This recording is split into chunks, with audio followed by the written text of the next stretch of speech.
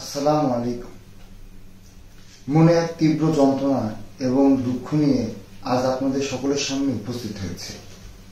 আপনারা সবাই অবগত আছেন, আজ অল্প কিছুদিন হচ্ছে আমার ফুফু আম্মু এই দুনিয়া থেকে চিরবিদায় নিয়েছেন। আমরা এখনো পর্যন্ত তার শোক পরিপূর্ণভাবে কাটিয়ে উঠতে পারিনি। তিনি ছিলেন আমার পরিবারের সকলের কলিজার টুকরা। আজ আমি আমার ফুফু আম্মুর এই বিষয় এবং বেশ কয়েকটা বিষয় নিয়ে আপনাদের সকলের সামনে কিছু আলোচনা করতে চাই। একটা বছর হয়ে যাচ্ছে আমাদের বাংলাদেশ নতুন করে স্বাধীন হয়েছে। একাধিক লাশের উপর ভর করেই আমাদের এই স্বাধীনতা। আর এই স্বাধীনতার জন্য যেই সকল শহীদ ভাইরা জীবন দান করেছিলেন তাদের প্রতি আমার বিনম্র শ্রদ্ধা। সারা বাংলাদেশ আপনাদেরকে অনেক ভালোবাসে এবং সারা বাংলাদেশের মানুষের আপনাদের প্রতি অনেক দোয়া। ওই সময় ওই ভাইদের কষ্ট দেখতে না পেরেই আমরা রাস্তায় নেমেছিলাম, আন্দোলন করেছিলাম এবং ফেসবুকে লেখালেখিও করেছিলাম। আমরা জনগণের কল্যাণের উদ্দেশ্যে একটা সংস্কারমূলক প্রত্যাশা নিয়েই রাজপথে নেমেছিলাম যে মানুষের জন্য কল্যাণ কিছু করব। আমি জানতাম আমার দেশের কিছু যুবক আছে যারা জনগণের অধিকারের বিষয়ে অনেক স্বেচ্ছা ও সচেতন। তারা যে কোনো খারাপ পরিস্থিতিতেই জনগণের পাশে দাঁড়াবে এবং জনগণের সহযোদ্ধা হিসাবে জনগণের বিপদে জনগণকে সহযোগিতা করবে। একদল যুবকের উপরে আমাদের জনগণের বা আমার একটা বিশ্বাস আস্থা ছিল, কিন্তু গত একটা বছর ধরে প্রতিনিয়ত এই বিশ্বাস ভাঙতে ভাঙতে আজ এই মানুষগুলোর উপর আমি কোনো ভরসাই করতে পারি না। আমি খেয়াল করে দেখেছি তাদের জনগণের থেকে বেশি টাকা এবং ক্ষমতার প্রতি মোহ। আমার কি মনে হতো জানেন, আর অল্প কিছুদিন সময়, আর হয়তো কিছুদিনের মধ্যে এরা সংস্কার করবে। কিন্তু এভাবে দেখতে দেখতে একটা বছর পার হয়ে গেল। আপনারা সংস্কারের থেকে বেশি দল গোছানো আর টাকা কামানোই বেশি মনোযোগ দিয়েছেন। আচ্ছা, আপনারা যে আপনাদের বিভিন্ন সংবাদ সম্মেলনে এবং বিভিন্ন জায়গায় বিভিন্ন চাঁদাবাজদের নিয়ে কথাবার্তা বলেন, বড় বড় লেকচার দেন, এই গত একটা বছরে আপনাদের বিভিন্ন কর্মী, বৈষম্য বিরোধী ছাত্র আন্দোলনের বিভিন্ন ছাত্র লাখ লাখ টাকা তুলে, কোটি কোটি টাকা তুলে টাকার পাহাড় করে ফেলল। এই চাঁদাবাজের বিরুদ্ধে তো আপনারা কখনো কোনো কথা বললেন না। নিউজে তো আমরা আরো অনেক কিছুই দেখি। আমরা ভেবেছিলাম একদল যুবক বালকের হাতে আমার দেশ অনেক নিরাপদ থাকবে, এই একদল যুবক বালকের হাত ধরে আমার দেশ অনেক সামনের দিকে এগিয়ে যাবে। কিন্তু আমি বর্তমানে লক্ষ্য করছি দেশের জনগণের হাত ধরে আপনারা সামনের দিকে এগিয়ে যাচ্ছেন। জনগণ বা দেশের কোনো উন্নয়নই হচ্ছে না। দেশকে দেশের জায়গায় রেখে আপনারা তো বেশ ভালোই আছেন। কার কি হলো, দেশে কি হচ্ছে না হচ্ছে এইগুলো নিয়ে আপনাদের কোনো মাথা ব্যথাই নেই। আমি চুয়াডাঙ্গা জেলা বৈষম্য বিরোধী ছাত্র আন্দোলন সদর কমিটির সিনিয়র যুগ্ম আহ্বায়ক ছিলাম এবং চুয়াডাঙ্গা যেহেতু আমার একটা পদ ছিল, চুয়াডাঙ্গা জেলায় তাদের কাজ সম্পর্কে যথেষ্ট পরিমাণ অবগত আছি। আচ্ছা, আপনার চুয়াডাঙ্গা জেলার জন্য কি উন্নয়নমূলক কাজ করছেন বলেন? আপনারা হসপিটালটা এখনো পরিষ্কার পরিচ্ছন্ন বা রোগীদের জন্য উপযুক্ত যেরকম থাকার জায়গা হওয়া দরকার সেরকমই করতে পারেননি। আরেকটা কথা আপনাকে বলি, এই যে আমাদের চুয়াডাঙ্গাতে ওভারব্রিজের কাজ দীর্ঘদিন ধরে চলছে, ওই রাস্তাটাই বর্তমানে এত খারাপ অবস্থা যে যখন তখন একটা দুর্ঘটনা ঘটতে পারে, গাড়ি উল্টে যেতে পারে। বর্তমানে ওই রাস্তাতে পিচের টুকরা বা খোয়ার টুকরা বিভিন্ন কিছু দিয়ে শূন্যস্থান বা গর্তগুলো ভরাট করে আপাতত কোন রকম ভাবে রাস্তাটা ব্যবহারের মতো উপযুক্ত করা যায়। করেছেন কি আপনারা সেই কাজ? আসলে আপনাদের তো জনগণের প্রতি কোনো ফিলিংসই নেই, তো আপনারা কেন করবেন এই কাজ? আপনাদের কি এসব নিয়ে কোনো চিন্তা আছে? আপনাদের চিন্তা আছে কিভাবে দল গোছাতে হবে, কিভাবে টাকা কামাতে হবে। পৌর মার্কেটটা কতদিন ধরে বন্ধ আছে, 5 তারিখের পরে ব্যবসাদাররা কতবার কত রিকোয়েস্ট, তারা দোকানের ভাড়া দিয়ে ফুটপাতে ব্যবসা করছে, সম্পূর্ণ ভাড়া দিচ্ছে, তাদের মার্কেটটা পরিপূর্ণভাবে কমপ্লিটও হয়ে গিয়েছে।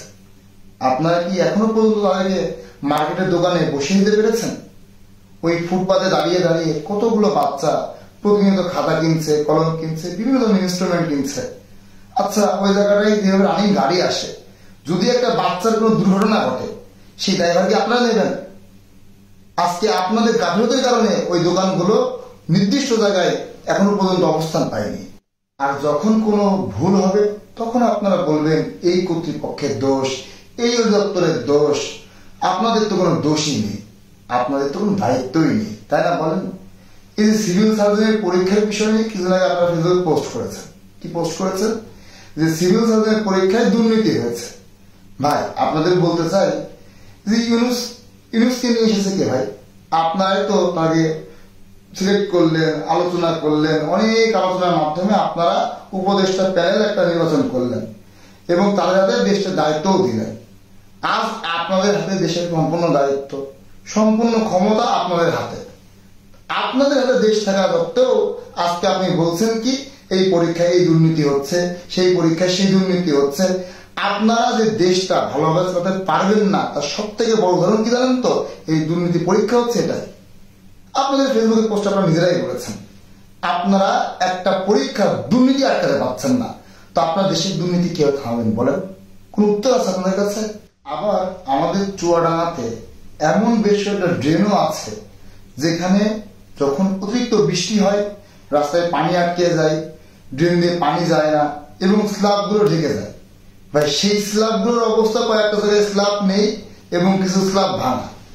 আজকে যদি আমার ফুফাম্মর মতো সেখানে কোনো বাচ্চার মৃত্যু হয় বা যে কোনো দুর্ঘটনা হয়, ভাই সেই দায়ভারও কি আপনারা নেবেন? আপনাদের তো এইগুলো নিয়েও কোনো ফিলিংস নেই। এমন উদাহরণ যদি আমি দেওয়া শুরু করি তাহলে আমার এই ভিডিও অনেক লং হবে এবং আমার অভিযোগও শেষ হবে না। সত্যি কথা বলতে কি জানেন, আপনাদের জনগণের প্রতি তিল পরিমাণে কোনো ভালোবাসা নেই। একটা উদাহরণ দিই, আমার ফুফু আম্মুকে দীর্ঘ সময় খোঁজাখুঁজির পরে যেদিনকে আমরা খুঁজে পেলাম গাজীপুরে টঙ্গীতে, সেই দিন আমাদের মন মানসিকতা অনেক কষ্টে ছিলাম। আমরা আমার ফুফুকে হারিয়ে ফেলেছি। তবে কিছু দায়িত্বশীল সুবোধ বালক, সেদিনকে এনসিপির প্রোগ্রাম ছিল, তো আমাদের যারা জুলাই গণঅভ্যুত্থানের ব্যাপক বড় বড় আলোচিত মানুষ, ভেবেছিলাম তাদের তো জনগণের প্রতি অনেক ফিলিংস। আমার দেশের এইরকম ভাবে একটা দুর্ঘটনায় আমার ফুফু মারা গেল, এত গুরুত্বপূর্ণ জায়গায় কিছু স্ল্যাব নেই। এটা হাসপাতাল, ইম্পেরিয়াল হাসপাতাল, যেখানে প্রত্যেকটা নিয়ত হাজার হাজার লাখ লাখ মানুষের আনাগোনা, যারা অনেক ইমার্জেন্সি রোগী নিয়ে হাসপাতালে যায়, সেখানে সামান্য কিছুক্ষণ বৃষ্টি হলেই ওই ড্রেনটা পরিপূর্ণভাবে আটকে যায় এবং স্ল্যাবও দেখা যায় না। এমন ভাবে পানির লেভেল উপরে বেড়ে যায় স্ল্যাবটাও দেখা যায় না। তো সেই জায়গায় যদি কয়েকটা ফাঁকা স্ল্যাব না থাকে, এমন দুর্ঘটনা এড়ানো কতটা কঠিন এবং এটা এখন আদৌ সম্ভব নাকি আপনারাই বলেন। যে আজকে দেশের এত গুরুত্বপূর্ণ একটা জায়গায় আপনারা স্ল্যাবের কোনো ব্যবস্থা নেই। দেখেন, রাষ্ট্রের থেকে মানুষ এই ধরনের মৃত্যু আশা করে না।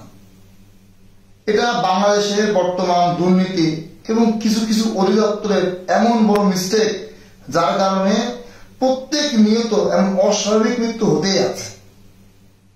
তো আমি ভেবেছিলাম যেহেতু এটা রাষ্ট্রের গাফিলতিতে একটা বড় আঘাত আমার পরিবারের, তো যারা এখন বর্তমানে রাষ্ট্রের দায়িত্বে আছেন তারা আমার পরিবারের সাথে যোগাযোগ করবেন।